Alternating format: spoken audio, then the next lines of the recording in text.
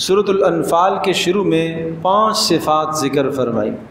یہ اجتماعی انفرادی تو ہے ہی ہیں، لیکن من حیث القوم، من حیث الامت، امت ہونے کی حیثیت سے یہ اجتماعی خوبیاں ہیں 5، جن خوبیوں پر اللہ کی مدد بھی اترتی ہے اور جن خوبیوں پر اللہ پاک مسلمانوں کو غیر قوموں کے اوپر غالب کرتا ہے.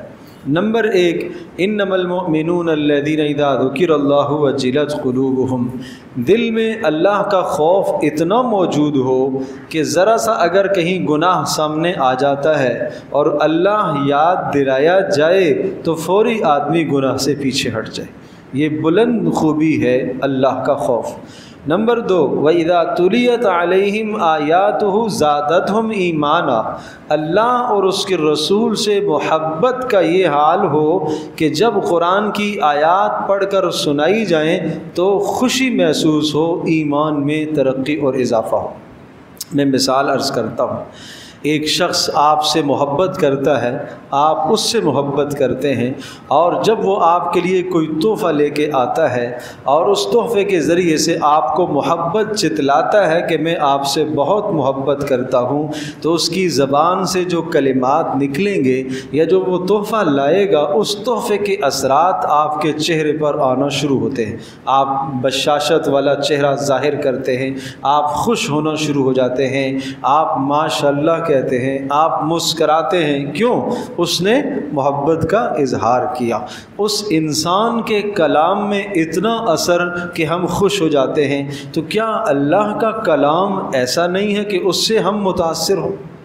اللہ کے کلام کو سن کر کیا اللہ سے زیادہ کوئی محبت کرنے والا ہم سے ہو سکتا ہے؟ ہرگز نہیں ہو سکتا.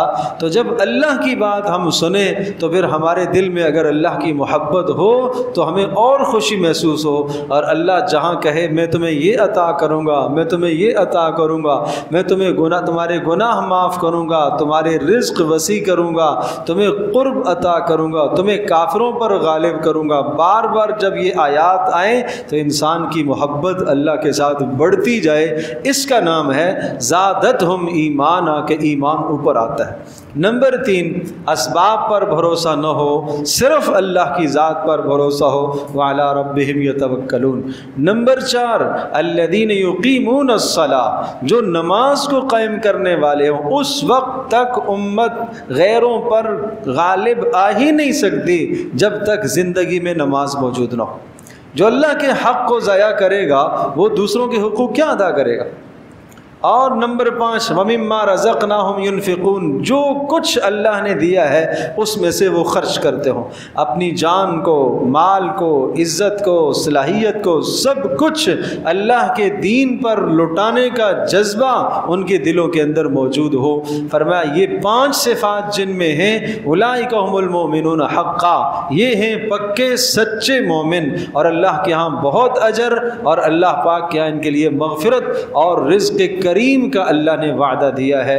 اب مثال کے طور پر آگے بدر کا واقعہ پیش فرمایا، جیسا کہ بدر والوں کے اندر یہ صفات موجود تھی اور اللہ پاک نے انہیں پھر غالب فرمایا.